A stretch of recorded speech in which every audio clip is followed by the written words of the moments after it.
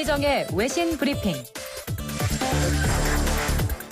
네, 밤사이 들어온 주요 국제뉴스 정리해드립니다. 문희정 국제정치평론가 전화 연결돼 있습니다. 평론가님 안녕하세요. 네, 안녕하세요. 네, 먼저 미국 코로나19 관련 소식부터 좀 전해드리겠습니다. 지금 미국이 코로나19로 인한 사회적 혼란이 여전히 끝나지 않은 상황임에도 도널드 트럼프 대통령이 경제활동 재개를 강행하겠다 이런 선포를 했죠. 네, 그렇습니다. 사실 그동안 경제 피해를 우려해서 5월부터는 국가 경제 활동을 재개해야 한다면서 조기 경제 정상화를 주장해 왔죠. 그런데 트럼프 대통령이 코로나19 사태가 정점을 지났다면서 경제 활동을 재개하기 위한 새로운 가이드라인을 현지 시각으로 16일에 발표하겠다라고 선언을 했습니다. 네. 그리고 또 역대 미국 대통령 가운데 최초로 헌법에 명시된 상하원 휴회 권한을 사용하겠다고 선언을 했는데요. 이 미국 헌법상 의회가 휴회 중일 때 대통령은 상원의 인준 없이 고위공직자를 임명할 수 있기 때문에 민주당의 제동 없이 행정부 내의 공석을 빠른 시일 내에 채우겠다는 의미로 받아들여지고 있습니다. 네, 이 가이드라인이 만약에 발표가 되는 대로 저희가 자세한 내용을 전해드리도록 하겠습니다. 어제 우리나라에서 총선이 있었는데 시작 전부터 외신들의 관심이 굉장히 뜨거웠습니다만 끝나고 나서도 관련 보도들을 굉장히 많이 내놨죠.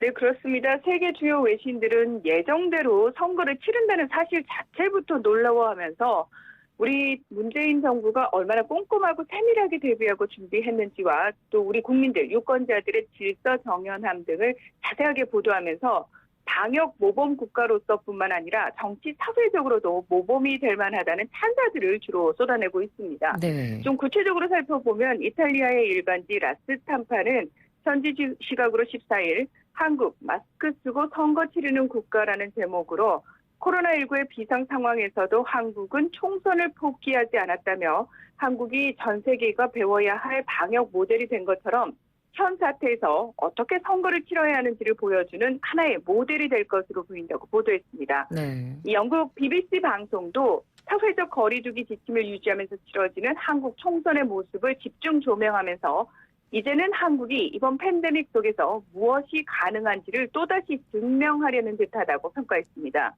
이 미국 CNN 방송은 15일 서울발 기사를 통해서 코로나 바이러스도 한국의 선거를 막지 못했다며 거리 두기와 마스크 착용 등 감염 방지를 위한 한국의 투표 방식을 자세히 소개했습니다. 미국의 타임지와 영국의 텔레그래프 등 전 세계 유력 언론들은 한국의 총선이 선거를 앞둔 나라들에게 하나의 좋은 모델이 될 것이라고 입을 모아 평가를 했고요. 네. 워싱턴 포스트 15일자 온라인 사설 제목이 가장 잘 표현을 해주는 것 같습니다. 한국은 가능하다는 걸 보여줬다. 이게 사설 제목이었습니다. 예, 코로나19 관련 방역 모델에 이어서 이번에는 민주주의의 모델, 선거의 모델을 우리 대한민국이 좀 제대로 보여준 게 아닌가 그런 생각이 듭니다. 네네. 다음 소식으로 넘어가 보겠습니다. 지난 7일에 이 WHO에 대한 자금 지원 중단을 트럼프 대통령이 예고를 했었는데 결국 중단을 선언을 했죠. 네, 그렇습니다. 현지 시각으로 14일 트럼프 대통령은 세계보건기구 WHO가 코로나19 사태에 잘못 대응해서 팬데믹을 촉발했다면서 책임을 묻는 차원에서 자금 지원 중단을 선언했습니다. 이 트럼프 대통령은 코로나19 확산에 심각하게 잘못 대응하고 은폐한 세계보건기구를 평가하기 위한 검토가 진행되는 동안 자금 지원을 중단할 것을 행정부에 지시했다. 이렇게 밝혔는데요. 이 WHO에 대한 미국의 평가 작업이 60일에서 최대 90일까지 걸릴 것으로 전망하면은 2, 3개월간 자금 집행을 중단하겠다는 의미입니다. 네. 지난해 미국이 WHO에 지급한 금액은 4억 3천만 달러, 우리나라 돈으로 약 5,200억 원이 넘었는데요. 올해는 1억 1,600억 달러 미만으로 분담할 것으로 예상이 됩니다. 참고로 WHO 분담금 기여율은 미국이 22%로 가장 많고요.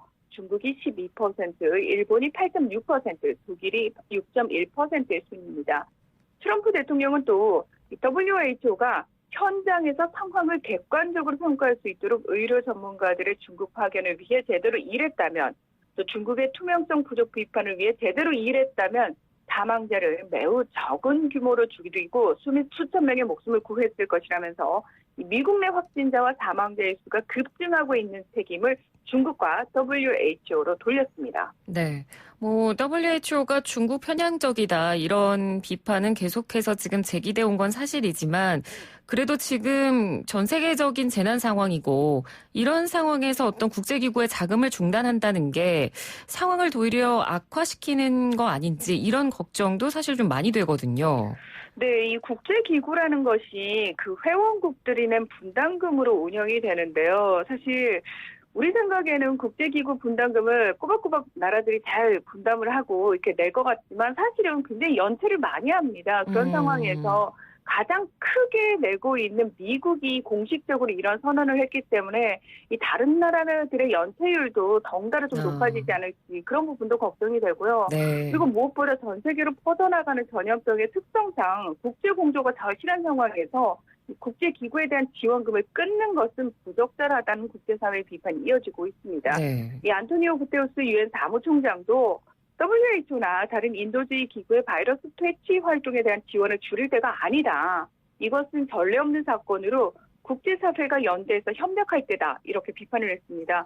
그리고 유럽연합 측에서도 강도 높은 비판이 나왔는데요. 트럼프 대통령 결정 극히 유감스럽다면서 코로나 바이러스 팬데믹을 통제하고 완화시키는데 WHO의 역할과 도움이 어느 때보다 필요한 순간에 나온 이런 결정은 결코 정당화될 수 없다. 이런 주장을 내놨습니다. 네. 마이크로소프트 창업자인 빌 게이츠도 세계의 보건위기가 닥친 와중에 WHO에 대한 자금 지원을 중단한다는 것은 위험한 소리라면서 우려를 표명을 했습니다. 이 트럼프 대통령에 의해서 원인 제공자로 지목된 중국 역시 미국의 발표에 심각한 우려를 표명하면서 미국의 결정은 WHO의 능력을 약화하고 국제 방역 협력을 해치면서 세계 각국 특히 능력이 취약한 국가에 영향을 미칠 것이라면서 미국을 향해 책임과 의무를 성실히 이행하라고 촉구했습니다. 네, 이렇게 WHO에 대한 논란이 계속해서 나오고 있는데 이번에는 대만과 WHO 간의 진실 공방이 격화되고 있다고 하던데 이건 어떤 내용입니까? 네, 이번 코로나19 사태와 관련해서 이 상황을 정치적으로 이용하려는 모습은 우리나라뿐만 아니라 전 세계적으로도 상당히 많이 나타나고 있는데요. 네. 아마 이제 그 부분의 연장선상이 아닐까 싶습니다. 시작은 미국 국무부가 지난 9일에 WHO가 코로나19의 사람간 전염에 대한 대만의 정보를 배제했다. 이런 비판을 한 겁니다. 이에 대해서 WHO는 그 다음 날 바로 대만으로부터 관련 이메일을 받은 것은 맞지만 그 메일에는 사람 간 전염에 대한 언급은 없었다고 반박을 했는데요. 그러자 발끈한 대만이 사실 지난해 말 이메일을 통해서 WHO에 코로나19의 사람 간 전염 가능성을 경고했지만 무시당했다고 이 사건의 전말을 공개를 한 겁니다. 네. 천수중 대만 위생복리부 장관이 지난 11일에 기자회견을 열고 지난해 12월 31일 WHO에 보낸 이메일 전 공개했는데요. 그 내용이 이렇습니다. 중국 우한에서 이례적인 폐렴 환자가 최소 7건 보고됐다. 중국 당국은 이를 중증 급성 호흡기 증후군 사스로 볼 수 없다고 답했으며 환자들은 격리돼서 치료를 받고 있다는 내용인데요. 물론 사람 간 전염 가능성에 대한 직접적인 표현은 없지만 격리돼서 치료를 받고 있다는 사실 자체가 이 가능성을 강하게 암시한 것이라고 대만은 주장을 한 겁니다. 하지만 WHO는 심지어 지난 1월 12일에도 사람 간 전염에 대한 명확한 증거가 없다고 계속해서 주장을 했었죠. 네. 그러면서 이 중국이 사실 코로나19의 사람 간 전염을 인정한 것은 대만이 이메일을 보낸 지 20일 후인 1월 20일이었습니다. 네. 그러니까 지난해 말에 대만이 이미 이런 상황들에 대한 경고를 했음에도 불구하고 WHO가 이를 주의 깊게 살펴보지 않았다라는 건데 뭐 특별한 이유가 있을까요? 네, 사실 대만은 중국의 반대로 현재 WHO에 가입하지 못하고 있는데요. 2016년부터는 옵서버 자격도 상실해서 총회 참석도 할 수가 없습니다. 중국은 대만이 자국 영토라면서 그러니까 독립된 국가가 아니기 때문에 국제기구 가입 권리가 없다고 지금 주장을 하고 있고 네. WHO가 이에 동조를 하고 있는 겁니다. 그러니까 심지어 대만은 코로나19 대응에 필요한 정보를 제때 제공받지 못하고 있다고 주장하고 있는데요. 로이터 통신은 중국의 정보가 정확하지 않다고 의심한 대만은 1월 2일 코로나19 관련 긴급대응센터를 가동을 했고 그 덕에 코로나19 초기에 억제하는 데 성공한 것으로 평가받는다고 보도하기도 했습니다. 네. 이 WHO는 하나의 중국을 내세운 중국을 의식해서 대만과의 소통이라든지 관계 역시 원활치 못한 상황입니다. 이 중국 정부는 거브러 여수스 총장에 대한 지지를 밝히면서 대만 정부가 중국과 WHO에 대한 네거티브 홍보전을 펼치고 있다고 반발하고 있는 상황입니다. 네, 그렇군요. 자, 이번에는 프랑스 소식으로 넘어가 보도록 하겠습니다. 이 프랑스 재계가 코로나19 사태가 끝나면 노동자들이 더 많은 시간을 일해야 된다. 이렇게 주장을 해서 논란이 일고 있죠. 네, 그렇습니다. 이 프랑스 재계와 또 경제부처에서 이런 얘기가 공식적으로 나온 건데요. 이 최근 프랑스 재계와 대기업의 이해관계를 주로 대변하는 프랑스 최대 경제단체인 프랑스 기업인협회 메데프의 조프루아 루드 베지웨 회장이 일간지 르피가로 인터뷰에서 더 많이 일해서 침체한 경기를 회복시키고 추가 성장을 창출해야 한다면서 조만간 노동시간과 공휴일, 유급휴가 등의 문제가 제기돼야 한다고 말을 했습니다. 네. 그러면서 이동 제한이 풀리면 노동자들이 일을 더 많이 해야 한다면서 올해의 침체를 만회하려면 더 많이 일해서 대량의 부를 창출해야 한다 이렇게 거듭 주장을 했습니다. 프랑스의 재정경제부의 아네스파니에 르나케 국무장관도 지난 12일 프랑스 앵포 방송에 출연해서 경제 회복을 위해 우리가 전에 했던 것보다 더 많이 일해야 할 것이다 이런 얘기를 내놨는데요. 이렇게 재계와 정부에서 이런 발언들이 잇따라 나오자 프랑스 노동계가 거세게 반발하고 있습니다. 네. 사실 이미 프랑스 정부는 코로나19 확산으로 국가보건 비상사태를 선포하면서 정부 권한에 따라서 주당 법정 최고 노동시간을 기존 35시간에서 60시간으로 한시적으로 상당히 많이 늘린 상태거든요. 이 상태에서 이제 일을 더 많이 해야 된다라는 얘기를 한 거니까 노동자 입장에서는 당연히 반발을 할 수밖에 없습니다. 그렇죠. 이 프랑스 제1노동단체인 민주노동연맹의 로랑 베르제 위원장은 지난 주말 프랑스2 방송에 출연해서 지금 위기는 노동자들의 책임이 아닌데 더 오랜 시간 일해야 한다. 노동자의 땀과 눈물이 필요하다는 식의 낡은 망령이 돌아오고 있다고 비판을 했고요.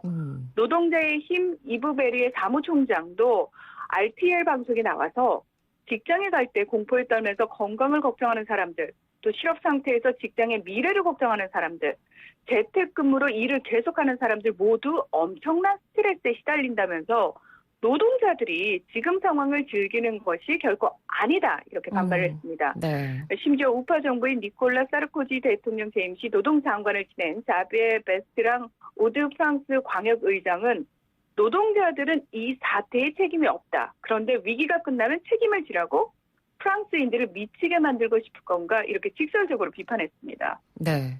그러니까 코로나19로 인한 어려움, 경제적인 부분도 그렇고 정말 특정 계층만이 아니라 다 같이 노력해야 될 부분인데 충분히 그렇죠. 논란이 일어날 수밖에 없는 일이었던 것 같습니다. 네네. 네, 오늘 소식은 여기까지 듣도록 하겠습니다. 고맙습니다. 네, 고맙습니다. 네, 지금까지 문희정 국제정치평론가였습니다.